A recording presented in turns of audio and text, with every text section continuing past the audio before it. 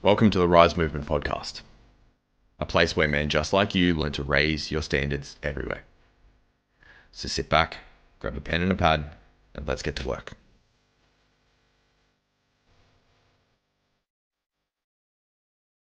Welcome to the Rise Movement podcast. I'm founder Dave R.Y.S.E, and in this episode, we're going to be continuing on how to set up for success. So we're going to be diving heavily into how to set up a contingency plan. Now, this isn't a plan B. This isn't a plan Z. This is how to action your primary plan, but have steps inbuilt into it to make sure that you can do all the things necessary and face life. Life is chaos. It is uncontrolled chaos. The notion behind thinking that you can navigate life easily without having any chaos, calamity, any trauma, any DV, abuse, anything like that in your life, you're laughing. You are hysterically naive in your approach. Life will come alongside you and it will bitch slap the hell out of you, leaving you feeling betrayed, leaving you feeling hurt, guilt, shame. It will leave you feeling so low and bitter at times. And you have to do your best to be able to make sure that you can just keep moving forward, that you can look after those around you, your loved ones, those that matter most to you, make sure they're loved, supported, protected, provided, and secured.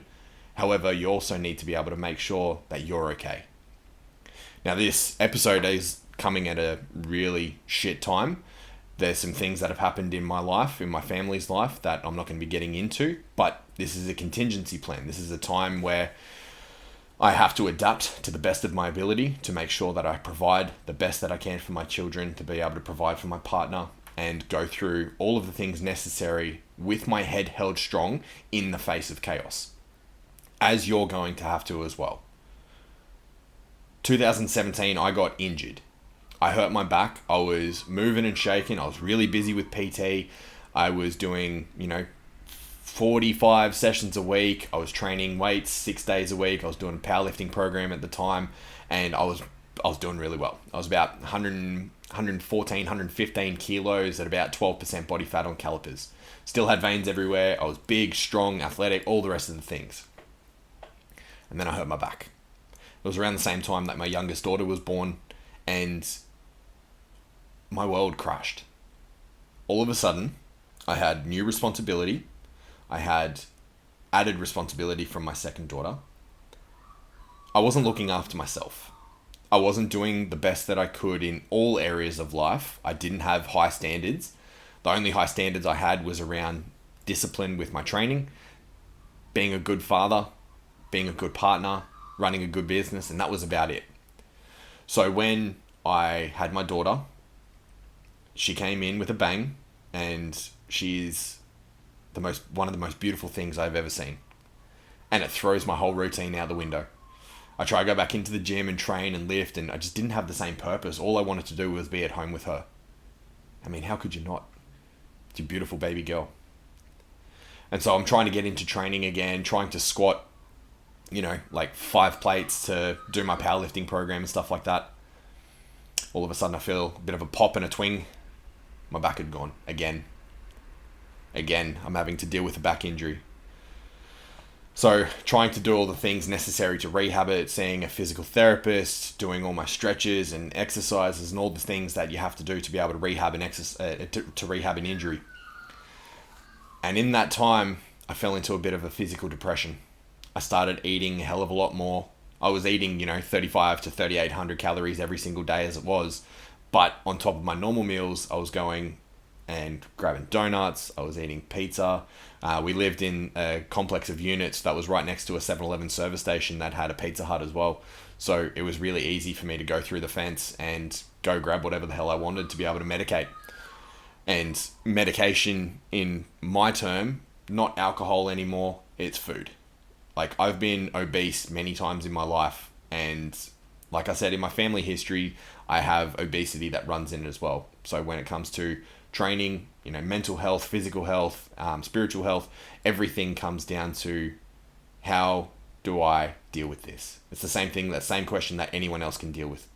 How do I deal with this? And I dealt with it, not with alcohol this time, not with smoking, not with anything else. I ate. and I ate and I ate and I ate. I ended up stacking on. I went from like 115 kilos all the way up. The highest I saw on the scales in early 2018 was 133. In that time, I'd stopped training because training hurt everything. Every movement that I did, regardless of if it was like rehab exercises or anything like that, it all hurt. I couldn't do anything that involved putting an arch into my back, so bench press was out of the question. Anything where I had to be able to depress my lats and scapulas down into my back pockets, it hurt my lumbar so much that it would, make me cry straight away. It was intense pain. So I kept eating.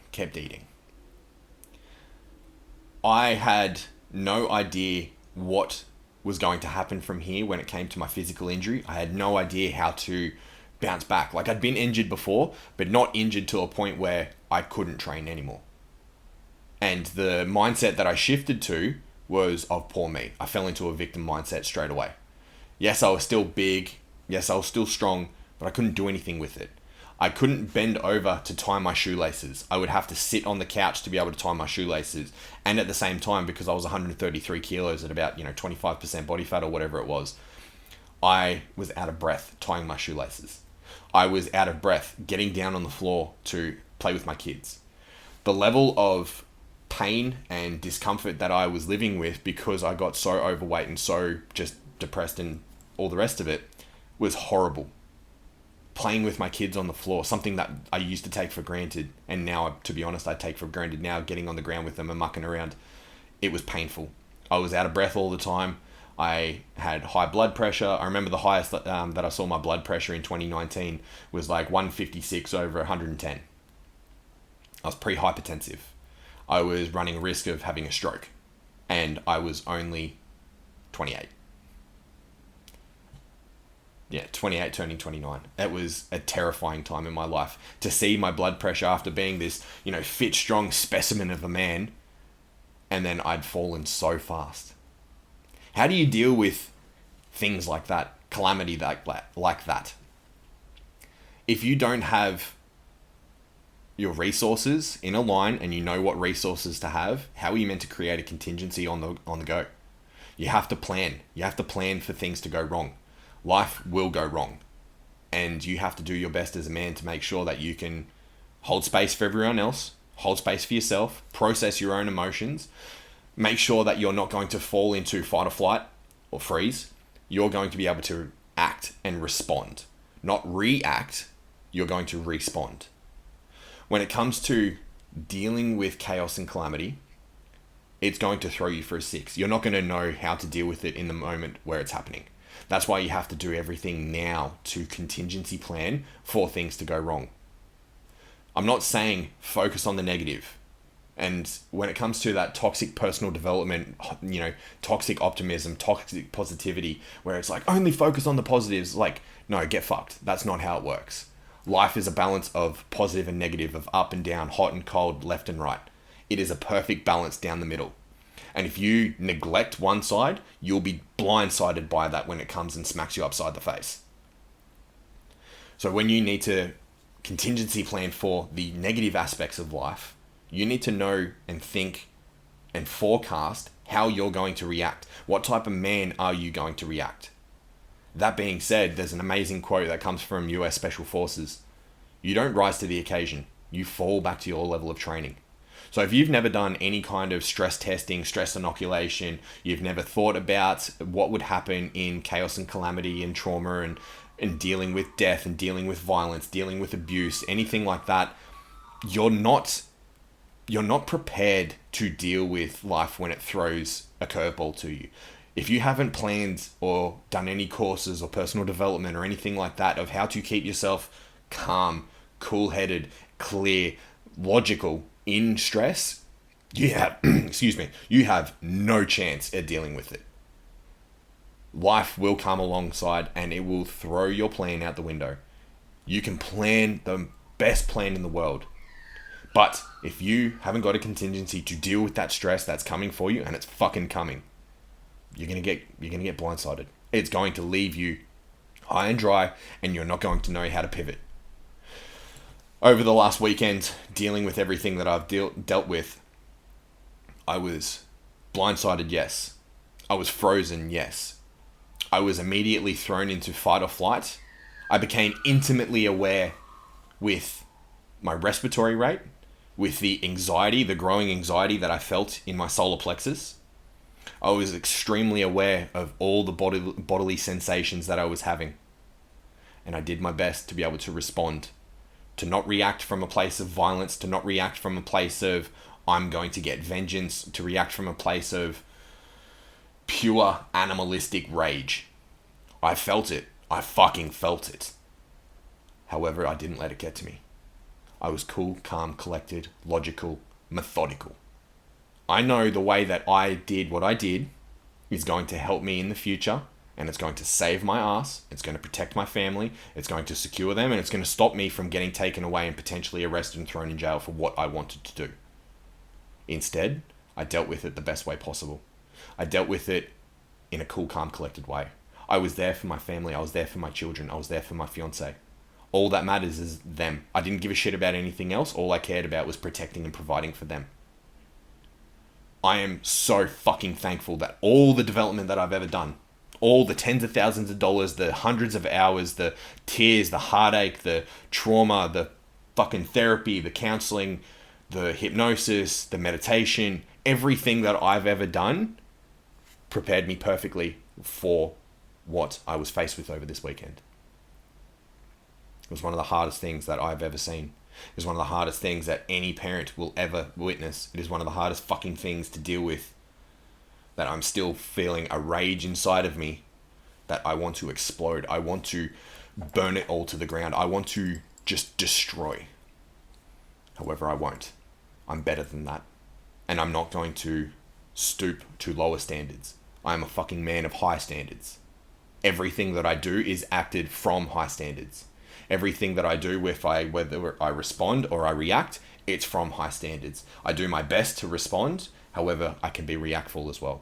And in that moment where there's this moment in between stimulus and response, there's a gap. And that gap allows a response. Even if you react a little bit, you can still have the gap inside to be responding rather than reacting. Set yourself up for success by having a contingency plan. Know how you would react in stress. Know what are your first responses to be able to make sure that everyone around you is safe. Talking in terms of a health and fitness context, if you're injured, know what you can do. Don't focus on what you can't. Be intimately aware with what you can't so that you don't injure yourself any further. However, have a plan in place to know exactly all the things that you can do. Maybe you need a different stimulus. Maybe you need a different type of training. Maybe you need to find a new passion, a new hobby, a new love. In terms of dealing with your family when it comes to calamity and crisis and chaos, talk to people in your family and set up contingency plans for how things are going to work. What are the things you need to do when it comes to emergencies? Do your children know how to call 000? Do they know how to talk to people that they can trust? Do they need to be able to express themselves, have clear definitions and directions and specific words that they use? Set yourself up with a contingency plan for if and when life is going to blow up in your face. It's really hard to see pain around you as a father. It's really hard to see suffering, abuse as a father. I've been through it myself. I've been through it with my ex, like I spoke about in my episode 2 about my story. I'm okay with dealing with trauma. I'm okay because I know I have the resources and I can be resourceful to get through this. Seeing loved ones go through it, it's heartbreaking. To see innocent little children having to navigate such pain with their little undeveloped map of the world, thinking that the world is made of sunshine and rainbows, that the world is at my feet, and to have something happen so traumatic and unforgivable without having a map necessary to deal with it sucks. Having a full toolkit of all the resources, all the resourcefulness that you can call upon makes it a lot better. Once you know your contingencies and you've practiced them and you've thought about them and you've meditated on them and you've got a set checklist in case, You've got your emergency plan, you've got your exit plan, you've got go bags or whatever it is that is right for your family and your circumstances. You're set up for success by knowing exactly what to do in case of calamity. I'll say that old special forces saying again. You don't rise to the occasion. You fall back to your level of training. You also fall back to your level of preparedness, and you also fall back to your contingency plans. Plan for success by all means. Start with the end in mind. Focus on all your success markers to be able to know that you're going to be able to get to where you want to go. However, when it comes to shit happening, and it will, and life happening, people dying, abuse, violence, so on and so forth, you have to have a contingency plan with that. Otherwise, you're going to be as useless as everyone else around you. People don't know how to deal with stress. They don't know how to deal with trauma. They don't know how to deal with violence. When shit kicks off, the first thing that people do is they freeze, they fight, or they flight. Which one are you going to do? Which one are you prepared to deal with? What happens if there's a scenario like a home invasion? Someone's coming in, you've woken up in the middle of the night and they're stealing your car and they've got weapons on them. What are you going to do? I can guarantee that you're probably going to freeze. You're probably going to be so fucking frozen in fear and not know how to react. You're going to be stuck. You're going to be stuck straight in front of someone who's gotten into your home and is potentially about to steal your car, steal your belongings, God forbid, traumatize your children. What are you going to do? How do you know what you're going to do? You don't. That's why you have to stress inoculate yourself to the best of your ability. Put yourself in shitty situations voluntarily that make you question the type of man that you are, question how you respond to stress, how you respond to high heart rate and to unclear thinking. Because if you don't know and you've never put yourself in that situation, you have no idea. You need to set yourself up for success by creating contingency plans so that you can do the best when time comes for it. This has been a little bit of a negative episode, but it's very fucking relevant for what I'm going through right now, and I can guarantee that I'm not the only one that's going through some shit.